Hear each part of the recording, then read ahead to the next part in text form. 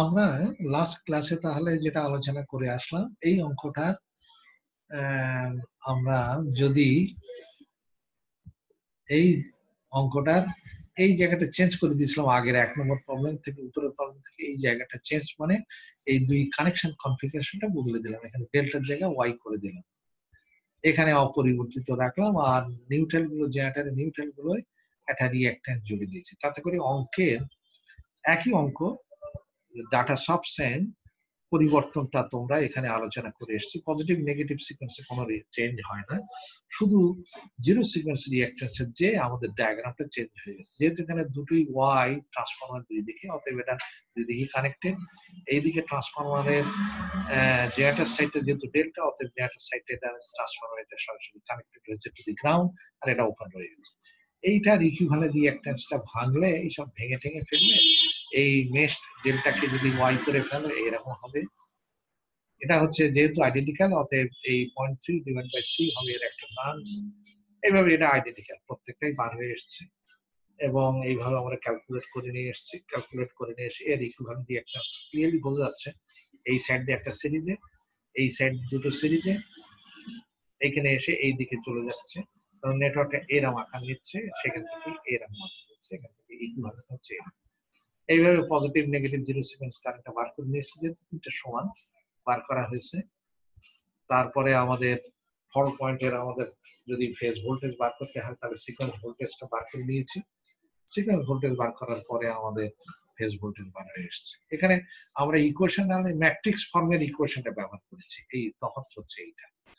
এখানে দেখো ঠিক ওই আগের মতনই প্রবলেমের, যদি তোমরা আগেরটা বুঝে থাকো, নিজেরা একটু ধৈর্য ধারণ করে এখানে বসলে আমার মনে হয় ইনশাআল্লাহ তোমাদের অসুবিধা হবে না। যদি কোনো জায়গায় অসুবিধা হয় এই প্রবলেম করতে, তখন আমরা যখন ফেস টু ফেস ক্লাসে যাবো তখন এটা নিয়েও আমরা আলোচনা করব। এখন আমি একটা নতুন আরেকটা প্রবলেম দেখো, এই প্রবলেমটা এইরকম ধরনের, পুরো প্রবলেমের ডেসক্রিপশনটা এখানে দিয়ে দিয়েছে।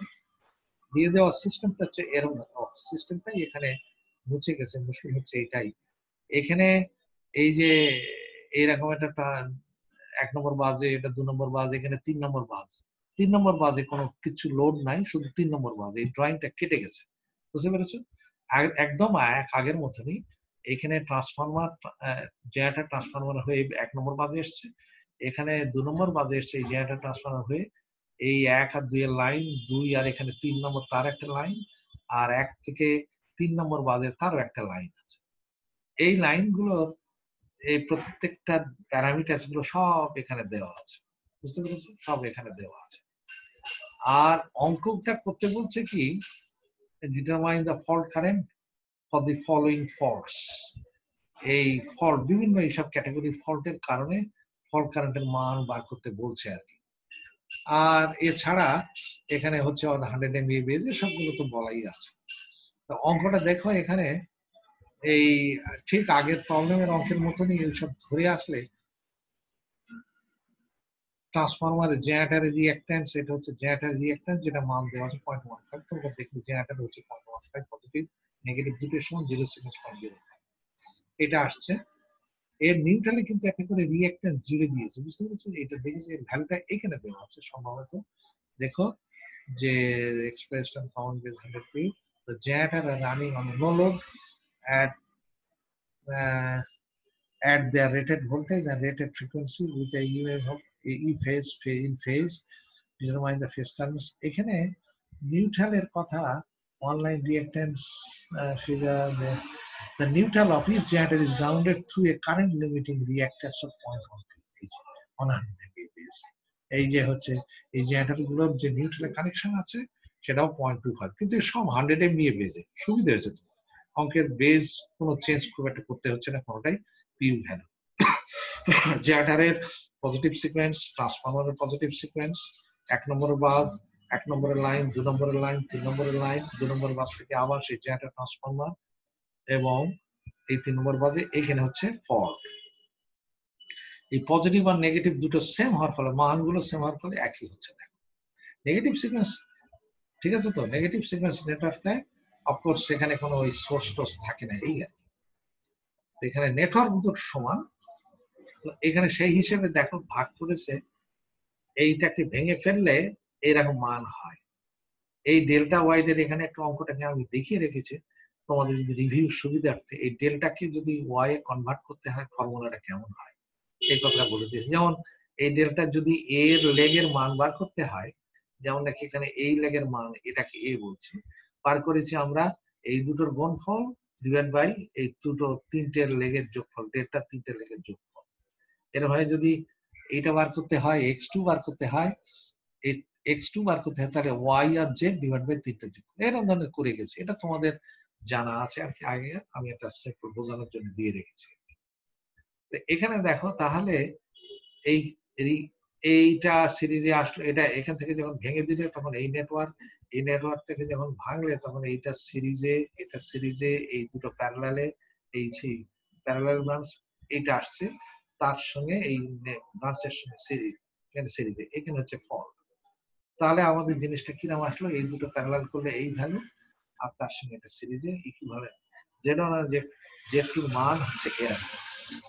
এই এটাকে Z1 না বলে X1 আমি বলতে পারি। আর Z1 আর Z2 দুটোই আইডেন্টিক্যাল হয়ে গেল। এখন আসো জিরো সিকোয়েন্স।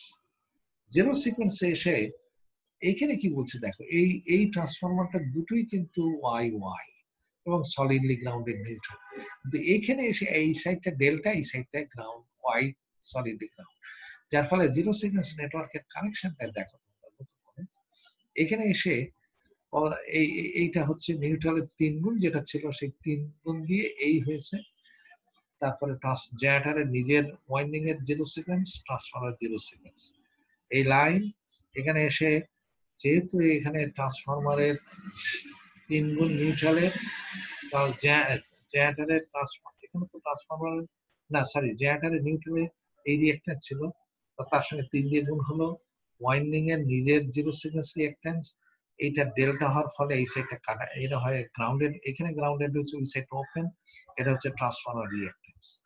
আর এটা লাইন 1 2 3টে লাইন এরকম হলো। এটাকে ভাঙলে এখানে কিন্তু কিছু নাই, এই সাইডে তিনটে যোগফল, এই তিনটে যোগফল এখানে তো ভেঙে দিয়েছে, ডেল্টাকে ওয়াই করে ফেলেছে, এই একটা লেগ, এই একটা লেগ আর এই একটা লেগ, এই তিনটে যোগফল হচ্ছে এই ভ্যালু, এটা গেছে এখানে এইরকম ধরনের ভ্যালু হয়েছে, এখানে এই ভ্যালুটা বাদ দিয়েছে, শুধু 1 এখানে আছে 1, তার সঙ্গে এই লেগ করলে এই ভ্যালু আসে, এখানে হচ্ছে এই ভ্যালু, এইভাবে করে তখন এই দুটো প্যারালালে হলো, প্যারালাল করলে ইকুইভ্যালেন্ট হচ্ছে এইরকম, তার সঙ্গে সিরিজে 0.183, এটা যোগ করলে ইকুইভ্যালেন্ট এইরকম ধরনের এসছে। তো সেখান থেকে পরে যদি এটাকে 1 নম্বর পার্টে বলেছে অঙ্কটা যে a balanced three-phase fault at bus 3 through a fault impedance of 1p, আচ্ছা তাহলে আচ্ছা আচ্ছা তাহলে আমি একটুখানি পজ দিয়ে রেখে দিচ্ছি পরে এই জায়গাটায়। হ্যাঁ আমরা দেখো এখানে বলছে যে balance three phase fault at bus 3 through a fault impedance ZF 0.1p, তার মানে এখানে বলছে এটা হচ্ছে থ্রি ফেজ কারেন্টটা যাচ্ছে, থ্রি ফেজ ফল্ট কারেন্টের অঙ্কটা এখানে সব মিক্স করে নিয়ে এসছে। থ্রি ফেজ ফল্টের জন্য ফল্ট পথে হচ্ছে এই ইম্পিডেন্সটা দেওয়া আছে। আমরা থ্রি ফেজ ফল্টের জন্য আমরা আগেই জানা আছে আমাদের, দেখো সেটা হচ্ছে এই জিনিসটা, থ্রি ফেজ ফল্টের জন্য এই থ্রি ফেজ ফল্ট পথের জন্য এই VF divide by Z1, actually যদি ফল্ট পথে কোনো ইম্পিডেন্স না থাকতো তাহলে VF by positive sequence current, যেটা আমরা সিমেট্রিক্যাল ফল্টের বেলায় করে এসেছি, ওই যেটা ইকুইভ্যালেন্ট রিঅ্যাকট্যান্স করতাম সেখানে পজিটিভ নেগেটিভ তো জিরো ছিল না, কিন্তু জিনিসটা দাঁড়াচ্ছে ওই যে নেটওয়ার্কটা করতাম সেটা আসলে পজিটিভ সিকোয়েন্স ইকুইভ্যালেন্ট সার্কিটটাই করতাম। তো সেই বিবেচনাতে ওই ফল্ট পয়েন্টের পিফল voltage divide by positive sequence reactance এইটা, কিন্তু ফল্ট পথে যেহেতু একটা রিঅ্যাকট্যান্স আছে এখানে অতএব ZF এর মধ্যে ঢুকেছে, ঢুকলে আমাদের এই ফল্ট কারেন্টের মান হচ্ছে এটাই আমাদের ফল্ট কারেন্ট। যদি ফল্ট কারেন্ট অ্যাকচুয়ালি ভ্যালুতে চায় তাহলে করতে হবে বেস কারেন্ট গুণ দিলেই হবে, আর না হলে এখানে এই তোমরা you can keep it there this value PNP। আবার বিতে বলেছি কি যে ওই ফল্টটা for A line to ground fault at bus 3, এটা সলিড ফল্টই বলছে, তা না ফল্ট 3 ইম্পিডেন্স, এখানে দেখি ফ্রন্টে কি single line to ground fault at bus 3 through a fault impedance এখানেও 0.1 পিও। আমাদের ফর্মুলা তো দেওয়াই আছে, বি পার্টে line to ground fault at bus 3 কিন্তু থ্রু ইম্পিডেন্স। তার মানে এই ফর্মুলা আমাদের জানা, এই ফর্মুলা দিলে এখান থেকে বার হয়ে গেল 3i1, এই আমাদের ফল্ট কারেন্ট এই পিউতে। যদি তোমরা অ্যাকচুয়ালি ইউনিটে চাও তাহলে বেস কার্ড দেখুন দেখবার। তারপরে তৃতীয় পার্টে বলছে কি line to line fault at bus 3 through a fault impedance rating. একই জিনিস এখানে আমাদের লাইন টু লাইন ফল্টের ফর্মুলা বসিয়ে দাও, line to line through impedance এই ভ্যালু বার হলো ফল্ট কারেন্টটা আইবি মানে হচ্ছে এই যে দেখো এখানে এই জায়গাটা এসছে, দেখো আইবি মানে হচ্ছে square A1 plus IA2 plus IA0। তো IA0 তো লাইন টু লাইন ফল্ট কারেন্টে কোনো IA0 থাকে না, IA0 0। আর IA2 মানে হচ্ছে মাইনাস I1, তাহলে এখান থেকে IA1 স্কোয়ার I1 আর IA2 টাকে মাইনাস I1 দ্বারা রিপ্লেস করে দিলাম, দিয়ে দিলে এই আমাদের ফর্মুলাটা এরকম হবে।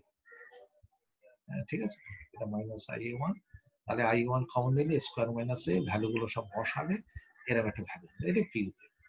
Line to ground fault at bus 3 through impedance, এখানেও থ্রু ইম্পিডেন্স। তাহলে ওই যে ফর্মুলাটা থ্রু ইম্পিডেন্সের যে ফর্মুলাটা, এই ফর্মুলা আমাদের এখানে ব্যবহার করেছি। ঠিক আছে, তো এই দিয়ে সব ভ্যালুগুলো এখানে বসিয়ে দাও, ভ্যালুগুলো বসিয়ে দিলে এই আমাদের তিনটে পজিটিভ নেগেটিভ জিরো সিকোয়েন্সের কারেন্টের মান বার হয়ে গেল। হ্যাঁ, এই জিরো সিকোয়েন্সের কারেন্টের বেলায় লক্ষ্য রেখো যে এখানে এই জিনিসটা এসছে, নেগেটিভ তো ওইটাই আছে, যেমন 3ZF টা জিরো সিকোয়েন্সের সঙ্গে মিলেছে, এর মান তিনটে ভ্যালু বার হলো। অতএব IA মানে হচ্ছে IB প্লাস IC, বা এটা হচ্ছে 3IA0। এটা আমরা আগেই দেখে এসেছিলাম, এটা IB প্লাস IC যদি ক্যালকুলেট করে ফেলো তাহলে এই জিনিস পাওয়া যাবে 3IA0 এর সঙ্গে সমান। I0 ক্যালকুলেট করতে পারলে আজকে 3 দিয়ে গুণ দিলে আমাদের ফল্ট কারেন্টের মান বার। এই একটা জিনিস গেল। এখানে আরেকটা জিনিস দেখানো হয়েছে, যদি আমাদের এটা ক্লাসরুমে ছাড়া এই জায়গাটা বোধহয় তোমরা বুঝতে পারবে না। এখান থেকে আমরা তো এফএস কে রেফারেন্স ফেজ ধরে এসেছি, আমরা এ পর্যন্ত সিমেট্রিক্যাল কম্পোনেন্টে বা যা সব অঙ্ক করে এসেছি সব এফএস কে রেফারেন্স ফেজ ধরে। যদি আমরা বি ফেজ কে রেফারেন্স ফেজ ধরতাম তাহলে এই ইকুয়েশন গুলো কিভাবে কনভার্ট করতাম সেটা এখানে দেখানো হয়েছে, এই জায়গাটা এখানে দেখিয়েছে। যদি বি কে রেফারেন্স ফেজ ধরি, বি ফেজ কে, তাহলে দেখো এ ফেজ আর সি ফেজ তিনটে ফেজকে আমরা বি ফেজের রেসপেক্টে ট্রান্সফার করে নিয়েছি। তাহলে সেটা কিরকম ধরনের হয়েছে দেখো, এই যে V1 কে, এই যে VB1, VA1, VB2, VC1, এইটাকে তুমি যদি বি ফেজের রেসপেক্টে নাও তাহলে VB কে যদি 120 ডিগ্রি ঘোরাও তাহলে VA1 এর সঙ্গে সমান। তাহলে VB A ইন্টু VB1 মানে হচ্ছে V1, সেটি আমি এখানে লিখেছি। আবার এই C1 কে যদি আমরা বি ফেজের রেফারেন্স নিতে চাই, এই C1 কে, তাহলে দেখো এখানে এই VB1 কে আমরা এই 120 আর 120 240 ডিগ্রি ঘোরালে VC1 এর সঙ্গে মিলে যাবে।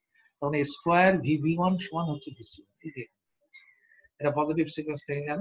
নেগেটিভ সিকোয়েন্সে এসে তাই দেখো, নেগেটিভ সিকোয়েন্সে এসে আমরা A1 এর রেসপেক্ট মানে আমরা যদি নিতে চাই VB2 কে, তাহলে VB2 কে আমরা দেখো 120 ডিগ্রি ঘোরাতে 240 ডিগ্রি ঘোরাতে হচ্ছে, তাহলে আমাদের VA2 এর সঙ্গে মিলল। আর C2 কে যদি আমরা নিই তাহলে এটা জাস্ট 120 ডিগ্রি ঘোরালে আমাদের এর সঙ্গে VB2 এর সঙ্গে মিলে গেল। আর এই তিনটে তো সমান B0, B1, C0, C এবং A0 তিনটে সমান। এখন এখানে এসে আমাদের যে জিনিসটা করতে হবে, আমাদের সিকোয়েন্সটা হবে উপর থেকে VB, VC, VA, এই হবে ফেজ সিকোয়েন্স। হ্যাঁ, VB, VC, CA, VB, VC, VA এরকম ধরনের হয়ে যাবে। ফেজ সিকোয়েন্সটা ঠিকই থাকছে, ABC না বলে আমি BCA বলছি, একই তো কথা, একই কথা, কিন্তু শুধু বি ফেজটাকে আগে লিখতে হবে, বি ফেজটাকে রেফারেন্স করতে। তাহলে আমাদের এইরকম ধরনের হলো বি মানে VB1 plus VB2 plus V0, আর VC কে আমি ইন টার্মস অফ এই যে VC1 plus VC2 plus V0 কে আমি ইন টার্মস অফ B1 এর টার্মসে ট্রান্সফার করে নিচ্ছি, যার ভ্যালুগুলো আমি অলরেডি ক্যালকুলেট করে এসেছি, নিয়ে নিলাম। আর সিমিলারলি এফএস কেও আমি এই যে VA1 plus VA2 plus VA0 কে যদি এখন আমি বি ফেজের রেসপেক্টে নিই, তাহলে এরকম দাঁড়াবে।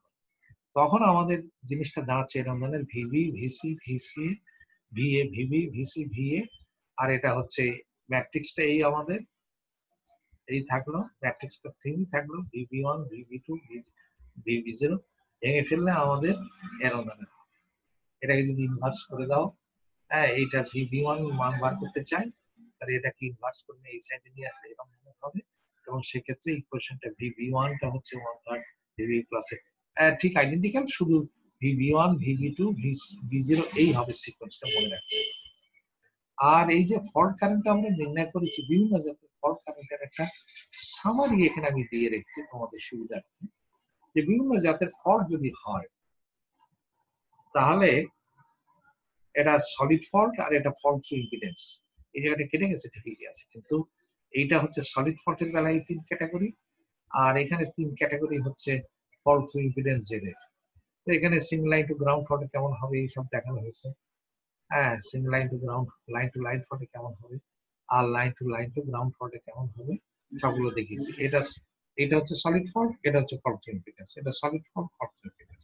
এই টেবিলের মাধ্যমে এই সব ফর্মুলার সামারি, এখানে সব ফর্মুলা গুলো বিভিন্ন ক্যাটাগরির ফল্টের যে ফর্মুলা গুলোর সামারি, এখানে কন্ডিশন সামারি ইত্যাদি সবগুলি সামারি লিখেছি তোমাদের সুবিধার্থে। তাহলে এইটুকু দিয়ে আমরা মোটামুটি এখানে শেষ করে দিতে পারি এই পাওয়ার সিস্টেম, মানে আমাদের চ্যাপ্টার 4, অর্থাৎ সিমেট্রিক্যাল কম্পোনেন্ট এবং আনসিমেট্রিক্যাল ফল্ট, এখানে আমরা শেষ করে দিচ্ছি।